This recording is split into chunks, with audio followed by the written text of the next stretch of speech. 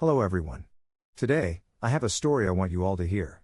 Go on, sit down, pour yourself a hot drink. This channel is dedicated to the magic of storytelling, and I invite you to enjoy this magnificent tale with me. Here it comes. The high peaks of the Rocky Mountains, moments away from the summit, were known as the realm of the gods, the entrance to the ultimate wild.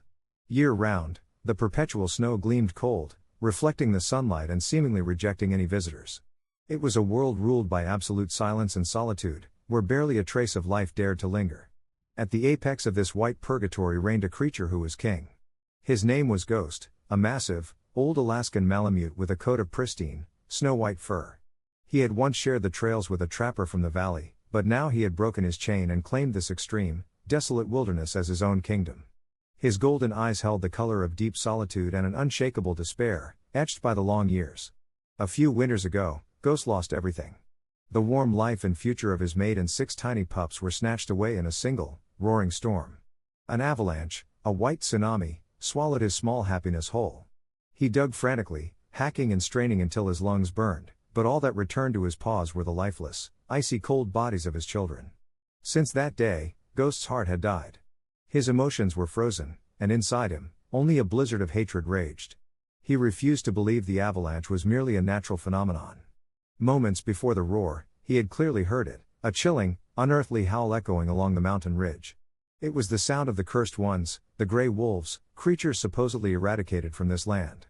Wolves and dogs had spilled blood over territory since ancient times, and Ghost was convinced, down to his very bones, that the wolf's howl had shaken the snow and killed his children. It was a hatred less of reason and more of a scar carved deep into his soul. On that day, Ghost stood on a wind-whipped outcrop, surveying his kingdom. A colorless world of only white and blue. Just as he was forgetting the ebb and flow of emotion, his nose twitched. The wind carried a scent. A scent that should not exist in this sacred snow. The forbidden fragrance of new life, the sweet, musky smell of newborn beasts. And beneath it, mixing in the depths, the unmistakable, never-to-be-forgotten scent of the ancient enemy, wolf. Wolf. Ghost's entire coat bristled like needles. A deep, seismic rumble escaped his throat. His golden eyes instantly flared with rage and the fire of murder. Unacceptable. The bloodline that stole my children will not be allowed to defile this sacred peak. The scent was strongest near a jagged rock shelter. Step by step, he trod the snow without a sound. His gait was no longer that of an old dog, it was the measured walk of an executioner driven by the inferno of vengeance. Peeking behind the rock, Ghost gasped. It was not the hateful wolf he expected. Lying there were 3 small, palm-sized bundles covered in grayish-brown fuzz. They huddled together, trembling desperately, crying with weak whimpers. They were helpless infants, doomed to die without their mother. But there was no mercy in Ghost's eyes. He saw only the cold, stiff bodies of his own pups, chilling in the avalanche. These, their bloodline, they stole everything. His killing intent boiled over. He bared his fangs, ready to clamp down on a delicate throat. At that moment, one of the infants staggered on unsteady legs toward him. And, as if seeking its mother's warmth, it rubbed its small head against Ghost's leg. That innocent action shook the Malamute's world of hate violently. The icy night pressed the final choice upon him, vengeance, or simply abandonment? The snow fell silently, and the night of fate began mercilessly. As the sun sank beneath the peaks, the world rapidly lost its color, shifting into a gradient of blue and black. Simultaneously, an unimaginable, Arctic cold began to howl like a razor-sharp blade against the cliff face. A blinding blizzard danced, turning the landscape white. The wind chill plummeted far below the limits of sustainable life.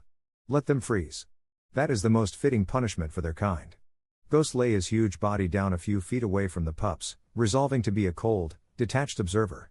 Vengeance needed not stain his own paws, the mountain gods would execute his enemies for him. He waited, motionless, like a massive statue carved from snow. The pups' cries grew weaker. What had started as desperate calls for their mother now reduced to the thin, strange shrieks of life being slowly squeezed out. To Ghost, the intermittent sounds were merely irritating noise. Yes. Fade away. Just as you did to my children. Suffer despair in this cold, and die quietly. He closed his eyes. But he could not close his ears. The feeble cries were ruthlessly prying open a forgotten door named memory. Stop. Don't remember that day. But memory betrayed his will, flooding out like a torrent. He saw his mate feeding the 6 pups in the den during a blizzard. He saw the clumsy delight of his children eating the prey he brought back. And he felt the soft sensation and warmth of a blind infant clinging to his snout. Grrr, Ghost let out a moan full of agony. It was not a threat to the pups, it was the roar of self-fury, tormented by the ghosts of the past. Hate, regret, vengeance, and a growing paternal instinct wrestled for his heart, threatening to tear him apart. Why? Why is my heart wavering before the children of the enemy? I lost everything that day, I thought I had killed my own heart. Time passed relentlessly. 2 of the pups were barely moving, only convulsing occasionally. Only the remaining one, the smallest, the one who had first approached Ghost, was still clinging desperately to life. Then, the smallest pup strained its last ounce of strength, attempting to rise on wobbly legs. But its frozen limbs gave way, and it collapsed onto the snow with a pitiful sound. Yet, it did not give up. It dragged itself forward, belly crawling like an inchworm, inch by painful inch. Its destination was singular, the giant, motionless white mass, the snow statue that was Ghost. It was not logic, just the raw instinct to survive. It was the final, desperate pilgrimage toward the only presence in this Arctic hell that radiated the hope of warmth. It would crawl a few inches, lose strength, catch a ragged breath, and move again. The sheer, desperate brilliance of this tiny spark of life struck Ghost's golden eyes head on. Thump! His heart lurched. He had seen countless deaths, as the absolute rule of the mountain was survival of the fittest. Death was routine, and he had never felt the need to interfere. But the scene unfolding before him violently shook the very foundations of his soul. Cracks appeared in the wall of his heart, cemented with hatred and indifference. He tried to look away but could not. His gaze was glued to the small, crawling life. Finally, the pup succumbed. It stopped inches from Ghost's front paw. It lifted its tiny head and exhaled a broken, faint breath. A sliver of that dying warmth gently touched the Malamute's fur. At that moment, the world fell silent. He could not hear the wind, nor the beating of his own heart. Only the last breath of the small creature seemed to fill the universe. The minuscule warmth pierced Ghost's frozen heart like a scorching iron. Is this my punishment? The small warmth of the dying pup touched his paw. The tiny heat penetrated his thick coat, burned his skin, and struck his allegedly frozen heart directly. In that instant, the memory of that day, the day of the avalanche, resurfaced with mind-shattering clarity. After digging maniacally, he had finally found the small body of his pup, frozen solid, hard as stone. He held the little body and licked it over and over, foolishly believing that if he just warmed it, wrapped it in his thick fur, breathed life into it with his hot tongue, the warmth would surely return. But his desperate plea was in vain. The horrifying feeling of a life growing colder and colder in his paws, that had been the end of Ghost's world. The small, gasping pup lying before him now, its fragile breath, overlapped with the cruel memory of his own child. Ah, I see. I couldn't even keep that child warm. Hatred was swallowed by a deeper, immense regret. Vengeance? It no longer mattered. All that mattered was the small, fragile life about to be extinguished. The helplessness of watching another life fade, unable to provide warmth, just like that day. No. Never again. I will not feel the cold death of a life in my paws again. This was not pity, nor was it mercy. This was the atonement of his soul for his past self. A delayed apology to the children he could not save. I will not make the same mistake twice. The conviction, whispered deep within his heart, shattered the curse of hatred that dominated his being. Ghost slowly, but with unshakable resolve, rose to his full height. Startled by the movement, the pup below trembled and weakly raised its head. Its eyes showed the resignation of one facing death. But Ghost's next action was completely unexpected. He lowered his massive head and gently touched his snout to the pup's chilled body. Not a threat, not an attack. Just a clumsy, yet undeniably gentle, gesture, as if to say, it's all right. The pup flinched at the scent of the strange predator, but Ghost ignored it, breathing warm air onto its downy fur, melting the frost crystals. He then approached the remaining 2 pups huddled in the rock shelter. They were barely moving, only twitching faintly. Ghost began to lick them gently and carefully, one by one, as a mother would. The rasp of his tongue massaged their frozen skin, promoting blood flow.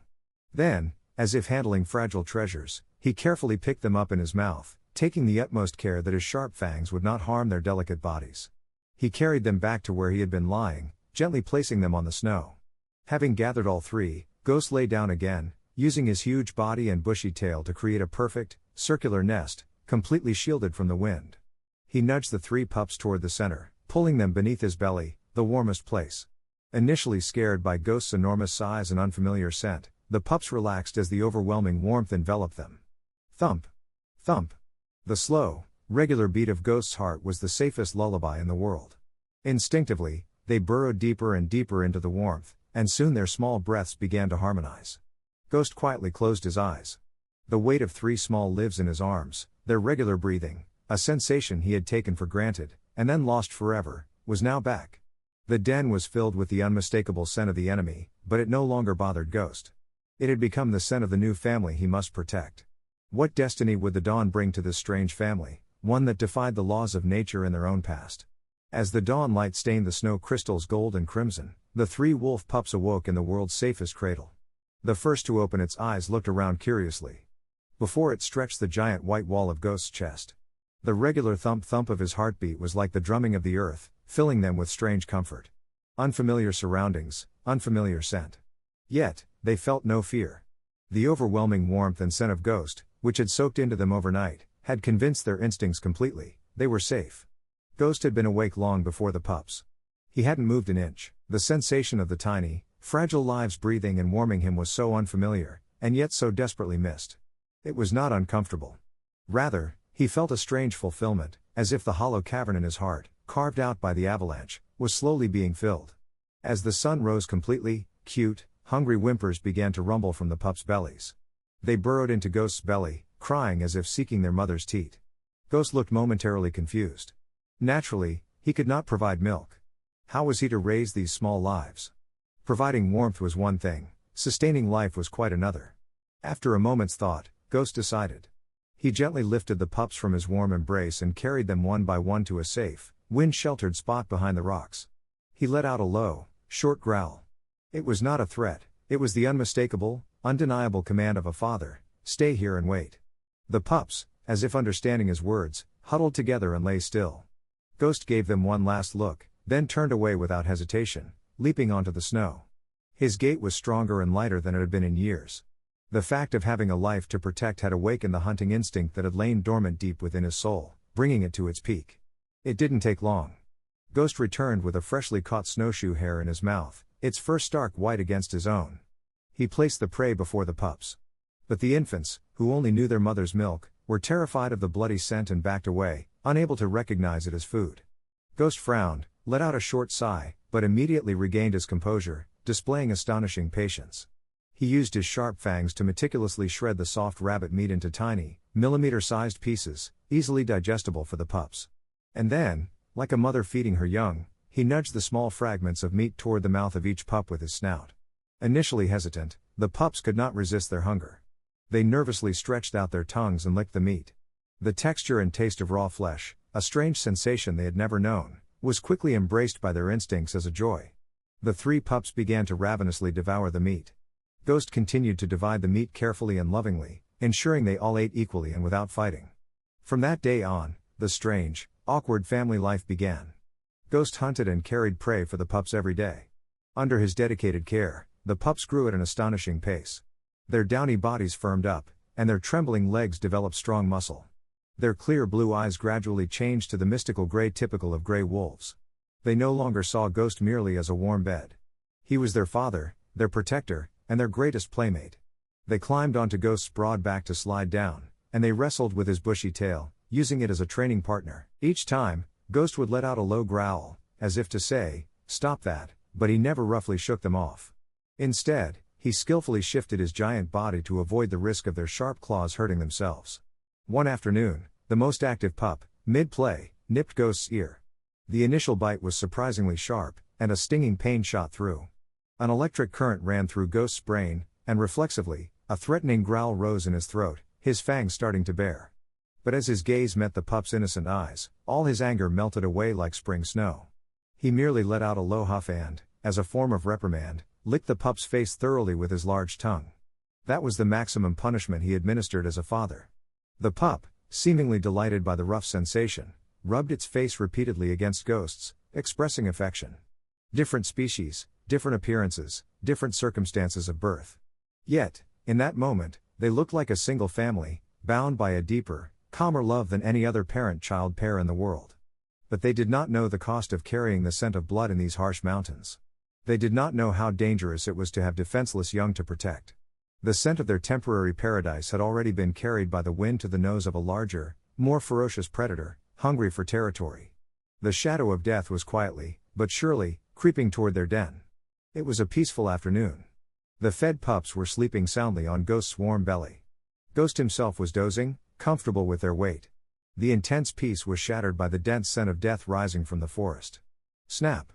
Ghost's ears perked up. Before his eyes opened, his entire coat stood on end. No mistake. This was the smell of the mountain's other ruler, a starving black bear. The scent of a male bear during its most ferocious stage, awakened from a long, harsh hibernation and starving. A primal fear, long forgotten, gripped Ghost's heart. But it was not the fear of his own death. It was the terror directed at the 3 small lives sleeping innocently behind him. Grrrrrrr, a low, magma-like growl, resonating from the depths of his being, escaped his throat. The sleeping pups awoke at the ominous sound. Ghost gently nudged them with his tail into the deepest part of the rock shelter, ensuring they didn't panic. Soon, the black mass of despair materialized from between the trees. Massive was an understatement, it was like a walking mountain. Though thin from hibernation, its whole body was covered in disturbingly bulging muscles. Its red, glinting eyes scoured the area for prey. And its gaze locked firmly onto the 3 trembling wolf pups in the rock shelter. To the bear, they were merely a choice morsel, easily acquired. Ghost, without a moment's hesitation, stood up and took his position in front of the pups. Black despair versus white resolve. The disparity in size was overwhelmingly desperate. The old Malamute stood no chance against a large, starved black bear.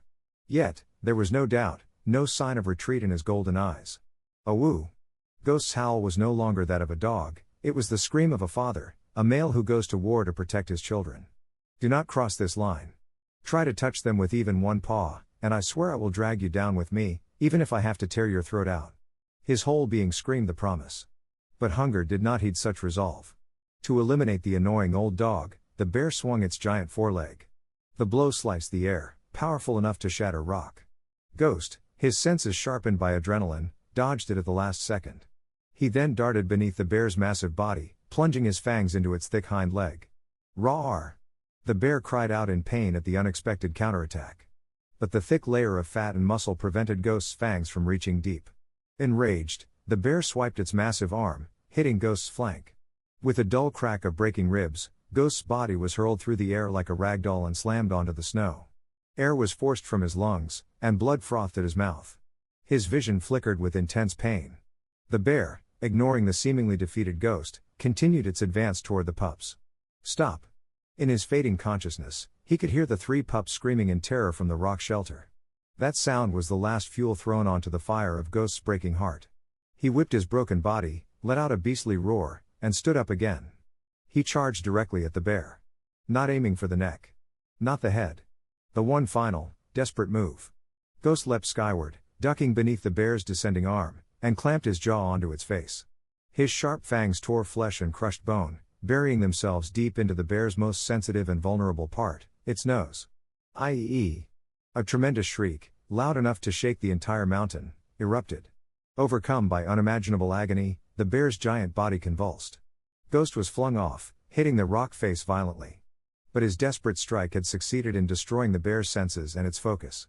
With its nose, its vital organ, shattered, the bear went into a full-blown panic, flailing wildly, then turning tail and fleeing deep into the forest.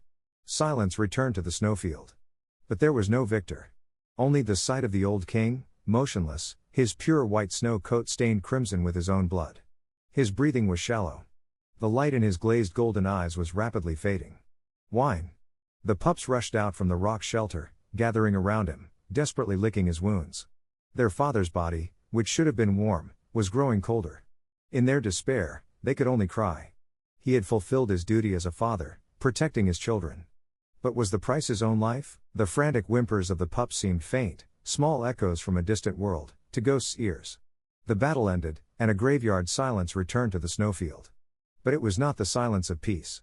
The blood-stained snow, the raw scent of gore, and the still, white giant, it was a tragic scene where a king had fallen for the price of victory.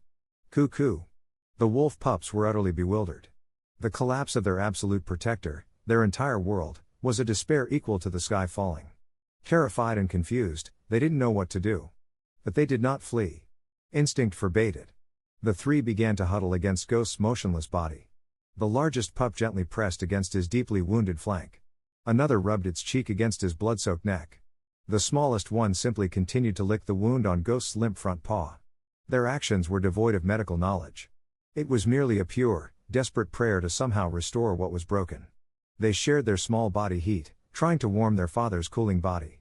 Unaware they were preventing infection and promoting clotting by licking his wounds, they did it simply out of a burning desire to ease his pain. The sun rose and set, and rose again, the cold relentlessly punishing their small bodies. Yet, the three refused to leave Ghost's side. Their world had shrunk to this blood-stained corner of the snowfield, with only one mission: to keep their father alive. As the days passed, they grew thin, and their movements became sluggish. Still, they did not cease their nursing. It was a magnificent scene, as if they were literally trimming their own flame of life to pass it on to their father. On the third morning, their strength was reaching its limit. Then, a miracle happened. Twitch. Ghost's ear moved, ever so slightly. And a shallow, intermittent white breath misted from his snout. He's alive. The pups did not miss the tiny change. Life returned to their eyes after days of despair. Their desperate whimpers turned into strong, encouraging cries. They pressed harder against Ghost and licked his wounds even more earnestly. Their prayer finally pulled Ghost's soul back to the world of the living. His consciousness slowly surfaced from the deep darkness. The first thing he felt was not the searing pain in his flank, but the several small pockets of warmth clinging to his body, and the rasping touch of tongues gently, persistently licking his wounds. The first thing he heard was not the howling wind, but the worried, beloved cries right next to his ear. The first thing he smelled was not his own blood, but the familiar, distinct scent of his children, his family. Ghost slowly lifted his heavy eyelids. Three small faces swam into his blurry vision. Though thin from hunger, their eyes shone with unmistakable concern and anxious light. They didn't run. They didn't leave my side, even though they could starve to death. In that moment, the last vestiges of the cage around his heart vanished completely. Enemy bloodline? Hateful foe? Ridiculous. They were not merely creatures he protected unilaterally. They had desperately tried to save him with their small, fragile bodies. The bond of blood meant nothing now. This was a true family, built upon sacrifice and mutual care, one that no one could violate. That absolute certainty gave Ghost the colossal strength to drag himself back from the brink of death. I will not fail. I will not let them starve. The sense of duty, both as a father and as a king, transcended his physical limits. Ghost slowly, with determined will, began to rise, feeling every muscle in his body scream. He heard the sound of grinding bone, but he endured the pain, finally standing again on four trembling legs upon the snowfield. The pups looked up at him with a mixture of awe and relief. Father is alive. Our king has risen again. The family had survived the harshest trial. The wounded king surveyed his kingdom and the people he had saved. But then, the fur on Ghost's neck bristled. Not from attack, not from hatred. But from a gaze, an unusual, quiet gaze that seemed to see everything. Instinctively, he glared in the direction the gaze originated. High on a ridge, illuminated by the rising sun, something flashed with a cold light. It was not the reflection of snow on rock. It was the glare of polished glass, the light of a telephoto lens. The secret of this miraculous family, which they had protected with blood and life, was no longer a secret. The moment the most unpredictable and dangerous entity, man, had quietly stepped into their world. The lens that shone a cold light on the ridge belonged to a man named Ethan Miller, a renowned wildlife photographer and historian. His name was famous in this world. He had won numerous international awards, and his photos sometimes caused social ripples strong enough to shift national policy. But what drove him now was not cold calculation. It was a single obsession, bordering on madness: the mythical gray wolves are alive. For months, relying on old maps and the testimony of local ranchers, he had pursued a theory. The gray wolf, while reintroduced in some areas, still faced immense pressure. Miller was convinced that a rare, isolated pack survived in the remote peaks of these northern Rockies, the place men called God's country. If he could capture proof, it would not be a mere scoop. It would be a historic discovery, overturning the biology of North America. He had been alone in the mountain for 2 weeks. His food was running low, and his strength was near its limit. Then, a few days ago, he had finally found it: massive paw prints in the snow, undeniably belonging to a wolf. Shaking with excitement, Miller raised his binoculars, following the track. His heart pounded as if it would burst. Please. Be there. Let this journey, my life's work, end here.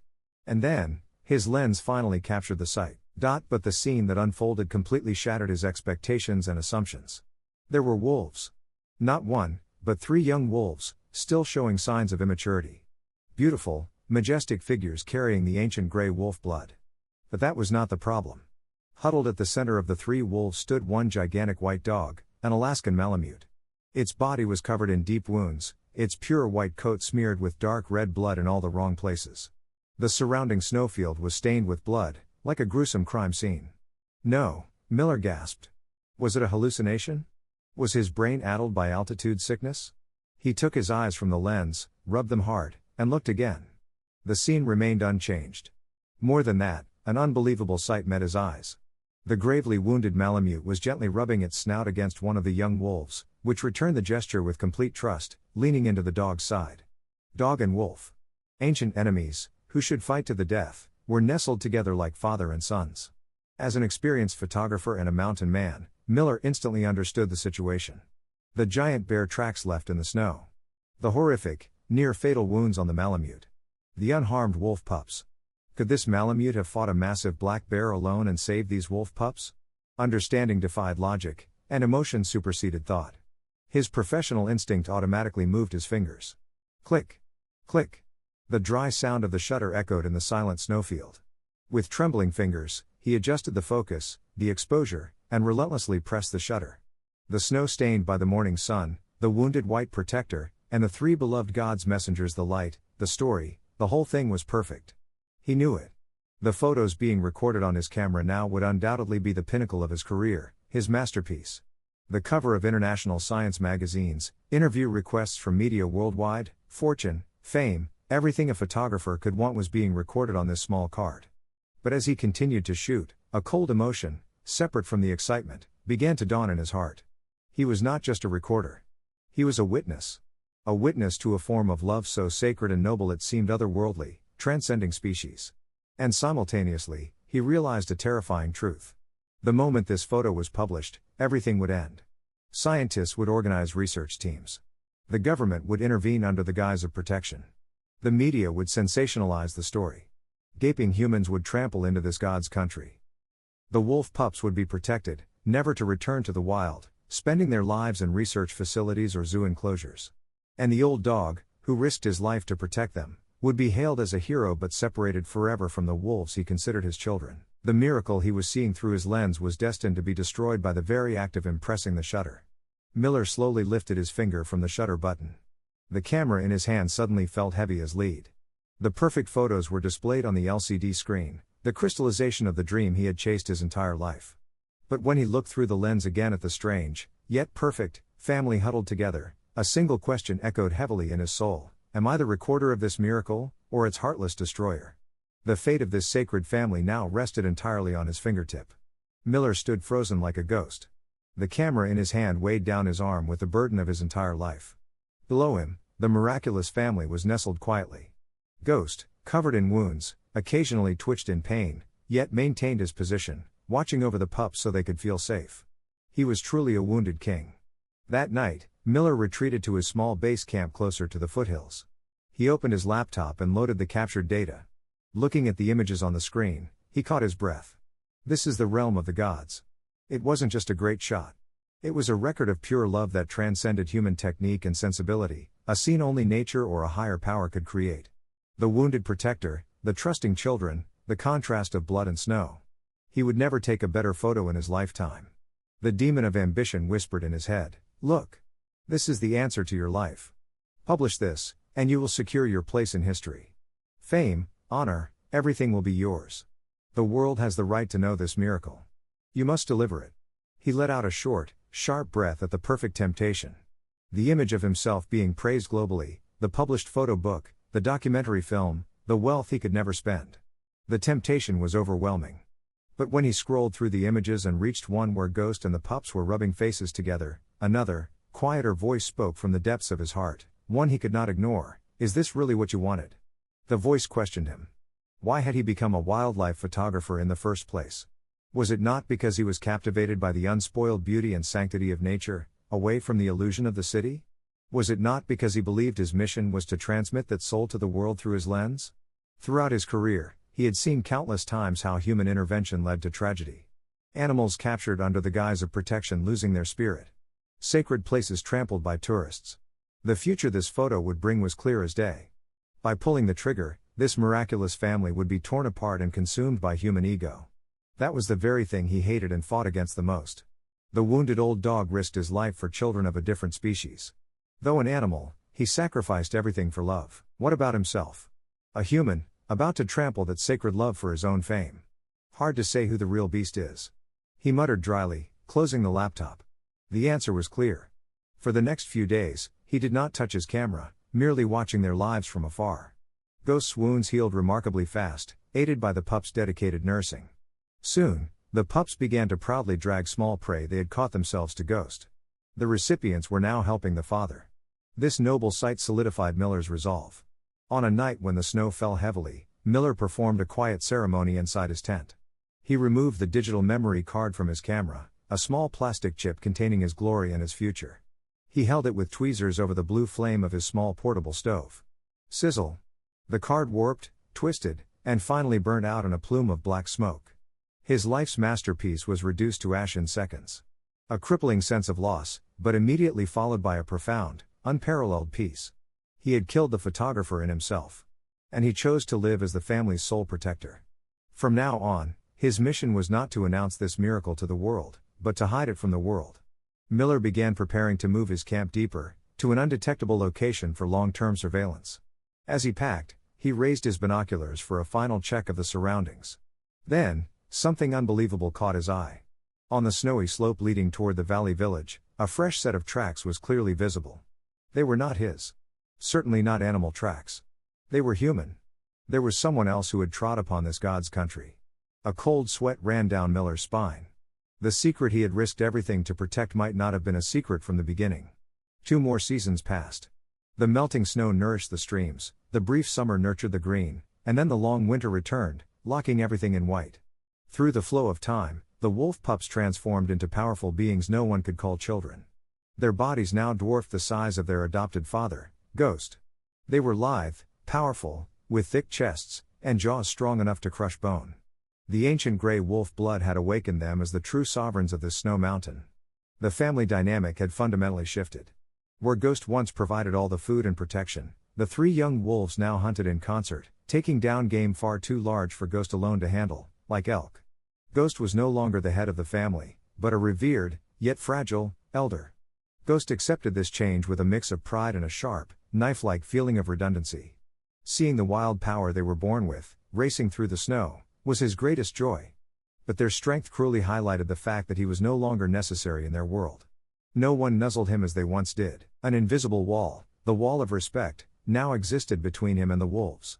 The genetic chasm of different species could no longer be ignored. The young wolves began to claim vast territory, far beyond the rock shelter Ghost considered his. Their howls, raised to the moon, vibrated the air, a symphony of the wild dominating the entire mountain range. Ghost could hear it, but he could never join it. He was a dog, they were wolves. That was an absolute rule of nature, one that love could not overcome. And then, the day came when the rift became decisive. That day, the 3 had taken down their largest prey yet, a young moose. In the blood-scented snowfield, they were about to start feeding, following the strict hierarchy of a wolf pack. Ghost, as he had always done, approached the kill as the elder, the father. It was then that the largest of the 3, the alpha-to-be, stepped in front of Ghost. He lowered his head, flattened his ears, and let out a low, rumbling growl Ghost had never heard before, a blood-curdling sound. It was not play, nor a threat to an outsider. It was a clear, unemotional assertion of the pack hierarchy. This is our territory. We killed this prey. We are the rulers of this pack. His golden eyes spoke the message clearly to Ghost. Ghost froze, as if time had stopped. The creature before him was his beloved son, whom he had held in his arms and saved from death. But the eyes looking at him now were no longer those of a child. They were the cold, wild eyes of a king who would bare his fangs even to kin to protect his kingdom. The illusion of the family built by love crashed down. I am a dog, after all. He had poured his affection into protecting and raising them, only to create a stronger presence that now deemed him unnecessary. From a distant outcrop, Miller watched the standoff through his telephoto lens.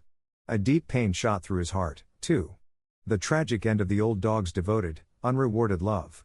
Was the law of nature so merciless? Ghost faced 2 choices: assert his paternal authority and fight, a bloody, tragic fight that he, in his old age, could not win. Or, silently retreat and accept the end of his role. After a long, long silence, Ghost slowly lowered his head. It was not a sign of defeat, but the final expression of love from a father who understood everything. Without a sound, he quietly left the scene, turning his back. The young leader watched the retreating old dog with cold eyes. Then, as if nothing had happened, he began to feed on the moose. The invisible rift between them was now a deep, dark chasm that could never be bridged. The warm family Ghost knew ended that day, quietly and completely. From the day he turned his back on the kill, Ghost wrapped himself in the cloak of solitude. What he felt was not anger or humiliation at being challenged by the young king. It was the deep, unavoidable sorrow of a father who understood everything. He knew the rule of nature: for them to truly reign as the apex of the mountain, they had to be completely independent, mentally and physically, from him, their adoptive father. His presence was no longer a fortress of protection, but a chain-named affection that prevented them from becoming truly wild. As long as he was near, they would remain an awkward entity, wolves raised by a dog. The decision was too cruel, it wore down his soul. He had to leave them. Not just distance himself. He had to erase his existence from their hearts. It meant throwing himself back into the absolute solitude he had known since the avalanche. It was a choice worse than death.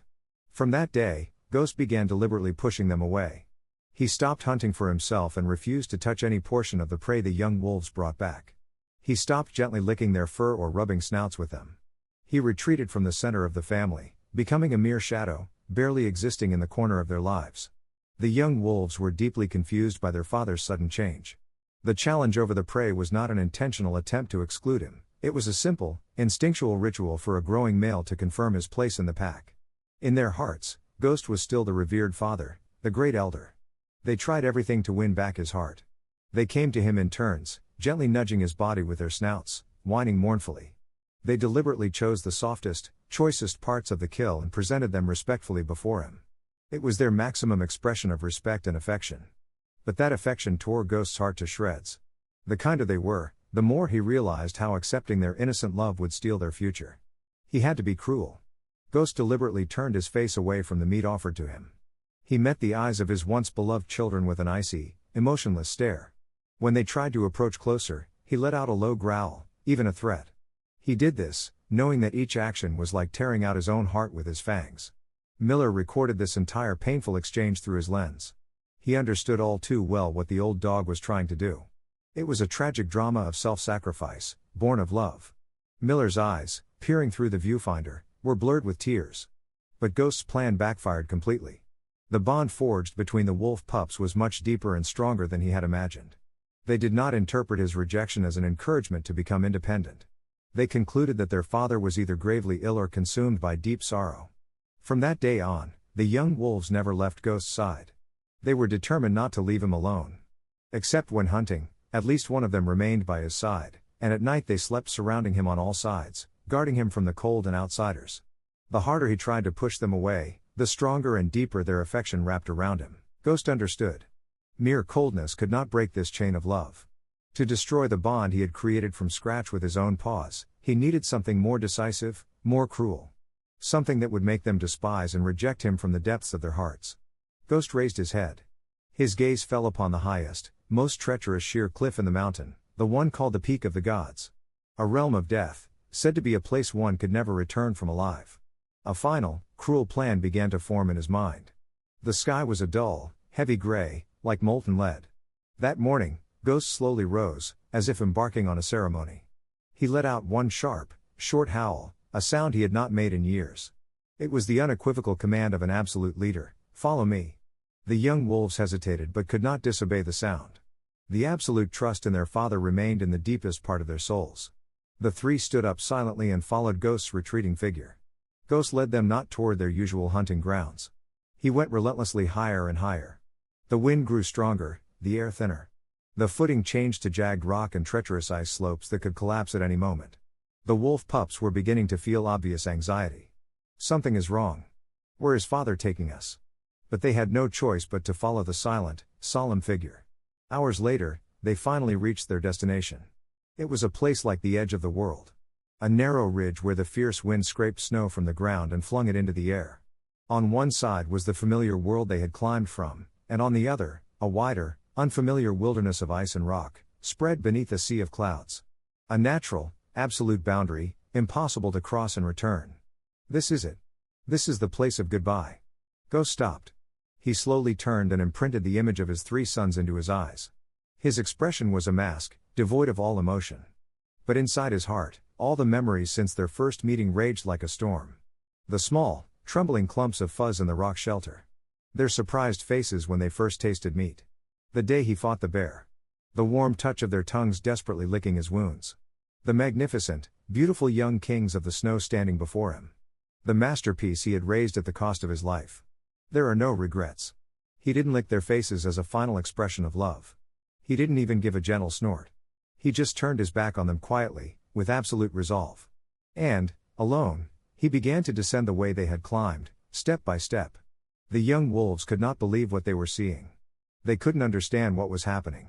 "Father, where are you going? Aren't we coming?" First, low, confused whimpers escaped their mouths. But as they watched Ghost's white back shrink further and further with no hesitation, their cries turned into desperate screams. "Oh whoa! Don't leave, don't abandon us!" The heartbroken, agonizing howls, wrung from their very souls, echoed across the mountain peaks.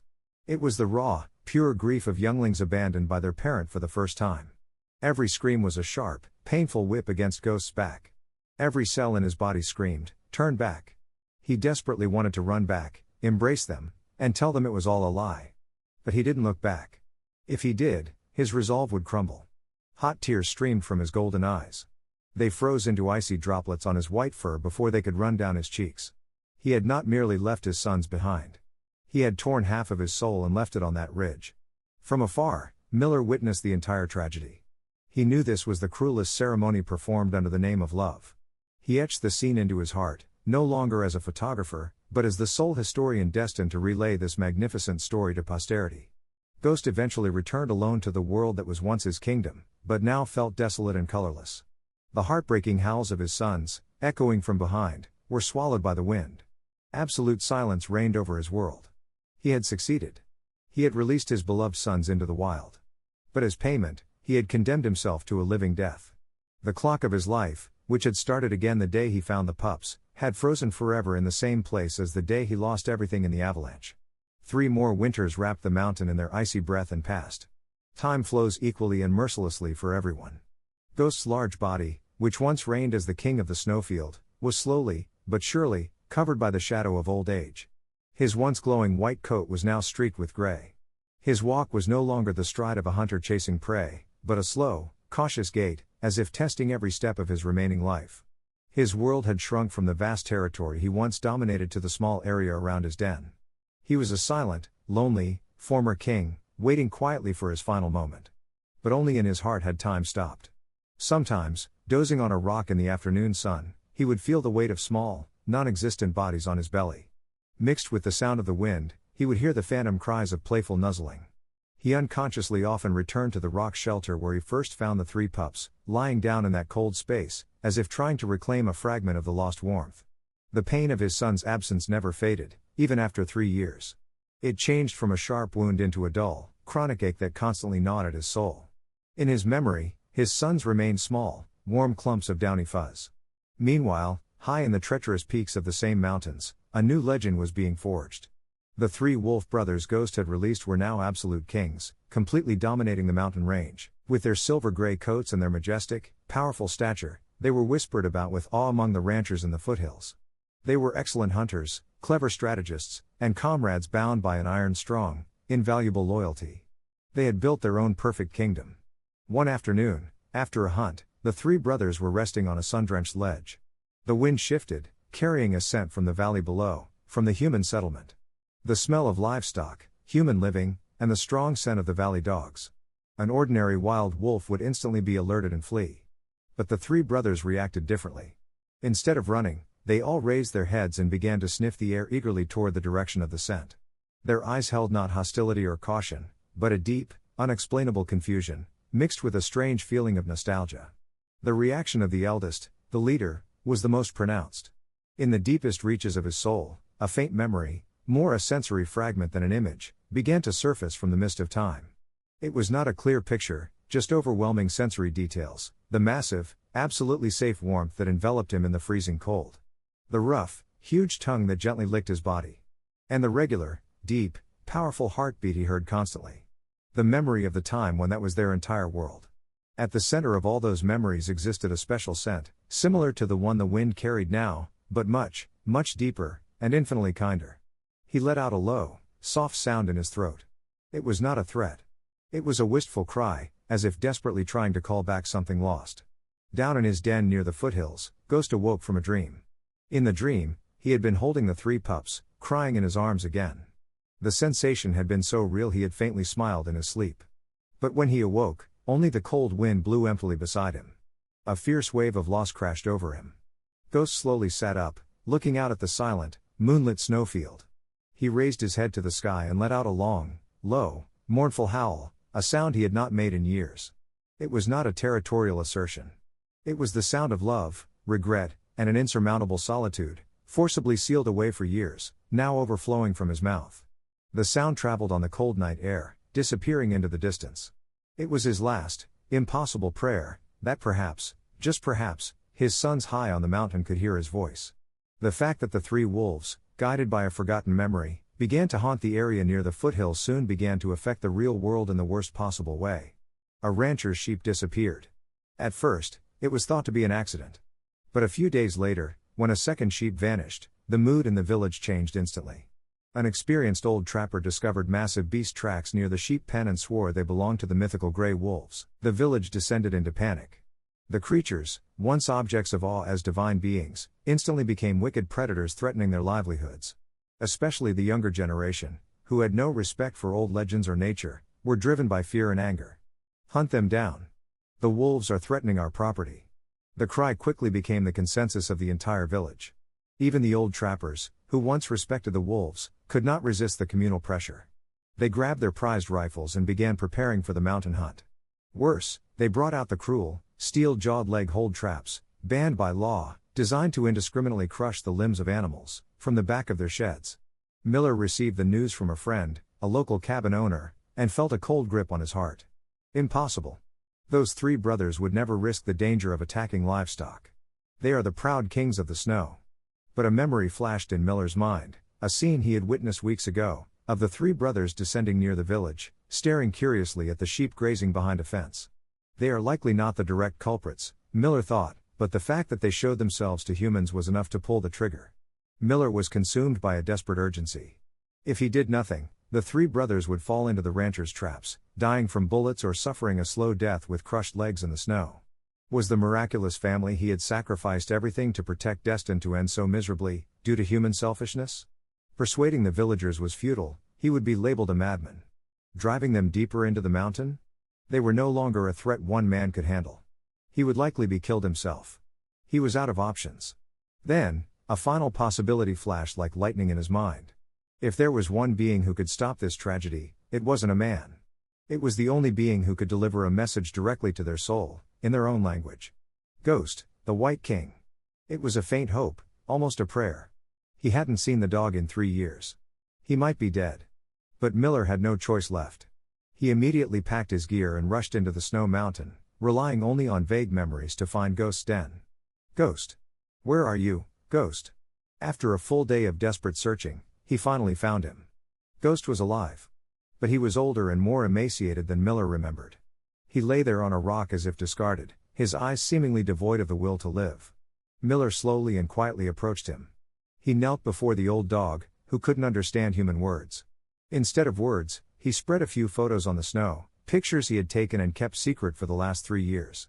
The image of the eldest son standing majestically on a cliff as a young king.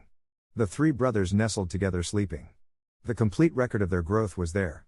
Initially, Ghost showed no reaction, but the scent wafting from the photos, a deep, unforgettable scent, the scent of his children, made his nose twitch. A faint light returned to his dead fish eyes. He slowly struggled to his feet and dragged himself toward the photos. He sniffed them one by one, letting out a soft, mournful whimper. He gently placed his paw on the photo of his eldest son, a tender gesture, as if lovingly caressing a loved one. Tears streamed from Miller's eyes. Overwhelmed by emotion, he spoke to the old dog, Ghost, your sons are in danger.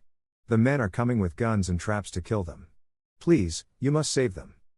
The words should have been meaningless. But Ghost stopped crying, as if he understood everything. He raised his head from the photo, looked directly into Miller's eyes, and then alternately glanced toward the valley village and the high peaks where his sons resided. The resignation was completely gone from his eyes.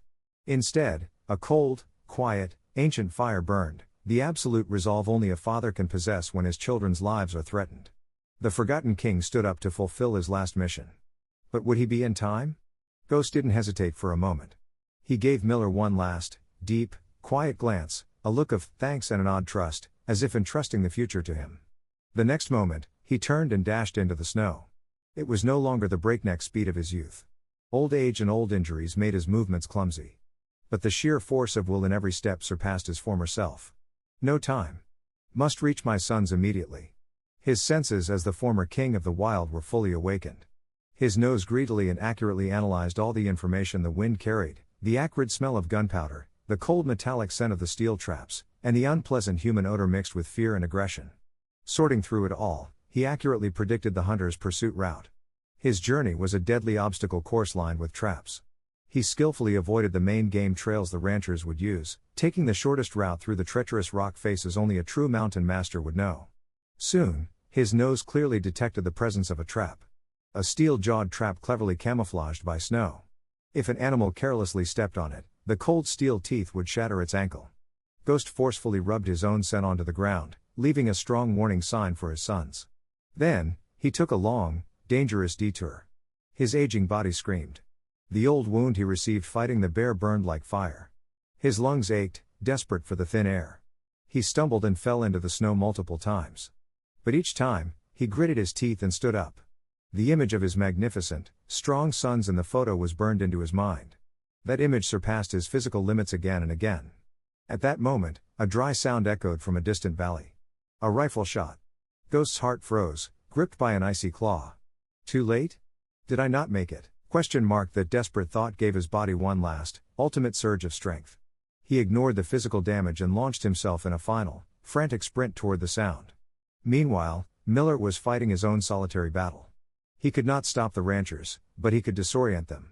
Using his deep knowledge of animal behavior, he created numerous false tracks and markings, cleverly guiding the main group of ranchers away from the area where the wolves were likely to be. If caught, he would be persecuted as a criminal. But he had a silent promise with the old dog. As the sun began to set, painting the world red, Ghost was guided by the commotion of the ranchers and the frantic cries of their hounds, finally reaching a narrow canyon. And he saw them. His 3 sons, cornered against a cliff. They were completely confused and terrified, unable to understand the meaning of the naked killing intent directed at them. They could only let out confused, threatening growls. Ghost rushed into the canyon from behind his sons, kicking up snow. Sensing his presence, the 3 brothers turned sharply. Their eyes saw only a blood and mud-stained, gasping old dog, a stranger. There was no warmth or recognition in their eyes.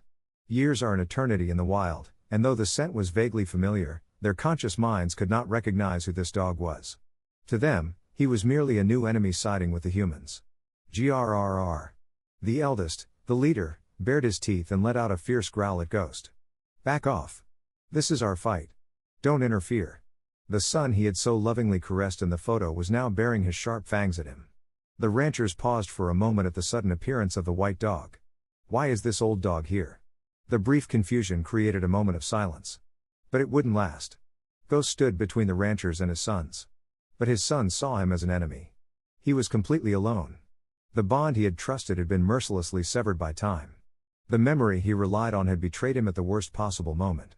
His sons didn't even know who he was. In this desperate situation, how could he save them? The valley was dominated by the stretched-out silence of death. On one side, the ranchers, holding heavy rifles, moments away from pulling the trigger. On the other, the 3 wolves, completely cornered by confusion and terror. And in the center, the lonely old dog, bared fangs by the sons he loved. No time. The rancher leader slowly raised his rifle, aiming for the eldest son's heart. Words and threats were meaningless now. Ghost had to speak directly to their souls, to their most primitive memories, not their conscious minds. He completely ignored the growling son before him and the gun barrel pointed at his own body. He simply began to walk slowly, step by step, toward his son. He closed the distance until he was right in front of the wolf. Then, he performed an action so natural, yet so overwhelmingly nostalgic. He slowly lowered his head and gently rubbed his aged snout against his son's face. It was the special greeting between father and son, repeated countless times when they were pups, a gesture of absolute love, whether Ghost was scolding or praising. That touch, that scent, the physical contact, blew open the last door of the pup's memory like dynamite. The complete sensory memory, forgotten but never erased, flooded the eldest son's brain like a torrent. The warmth that enveloped him on the night of the blizzard. The taste of the first raw meat he was given. The huge back that protected him from the bear's claws at the cost of its life. It all connected. The cold eyes of the wild king instantly melted. In their place appeared the eyes of a child, startled, joyful, and then filled with regret, a child who had finally woken from a long, long dream and realized that the one before him was the father he had been searching for. Coo-coo. A small, whimpering cry escaped his throat. He began to lick Ghost's face frantically, like a pup seeking its mother. His tail, remembering movement after years, wagged so hard it looked like it would tear off. Seeing this, the other two instantly understood everything. They rushed forward, rubbing their heads against their father's body again and again. It was a tearful, miraculous reunion on the brink of death. The ranchers were speechless, frozen by the utterly surreal sight unfolding before them. But their confusion wouldn't last. Ghost knew this. He embraced his sons one last time with his snout, a gesture of boundless love and pride. Then, he acted again, doing the heartbreaking. He nudged his sons forcefully backward with his head, pushing them toward the only escape route, the safe path up the cliff. And he barked, sharp and short, "Go! Live!" The sons protested. Before they could argue, Ghost turned his back to them and faced the ranchers. And then, he let out his one and only howl, not as a dog, but as a true wolf. A tremendous roar that shook the mountains. He used his last strength to sprint in the opposite direction, drawing the ranchers' attention away from his sons. "Shoot that dog! Don't let it escape!" The cries of the ranchers echoed. The sons understood their father's final sacrifice through their tears. They watched his back one last time with mournful eyes, then resolved themselves, scrambling up the cliff, disappearing into the pre-dawn darkness. Moments later, a few rifle shots echoed emptily in the cold morning air. Then, silence fell. When the sun fully rose, Miller cautiously stepped into the canyon. The ranchers were gone. And in the center of the snowfield, which was slowly being covered by new, silent snow, lay Ghost, resting peacefully. His long, solitary, yet love-filled life had come to an end. At that moment, Miller looked up. High on the mountain ridge, bathed in the golden light of the morning sun, stood three thick, powerful silhouettes. They raised their heads to the sky and let out a long, powerful wolf howl. It was no longer a cry of sorrow. It was the roar of a new reign, echoing the firm promise to the morning sky that their father's sacrifice would never be in vain. Days later, Miller returned to the spot, piling small stones to create a humble grave for the forgotten king. He raised his camera. Not to sell, but just to take one final picture for himself. Through the lens, he saw the three wolves on the mountain peak, forever watching over their mountain. His viewfinder blurred with tears. He was no longer just a witness. He had become the sole storyteller, destined to pass on this magnificent legend of love, forever carved into the morning snow.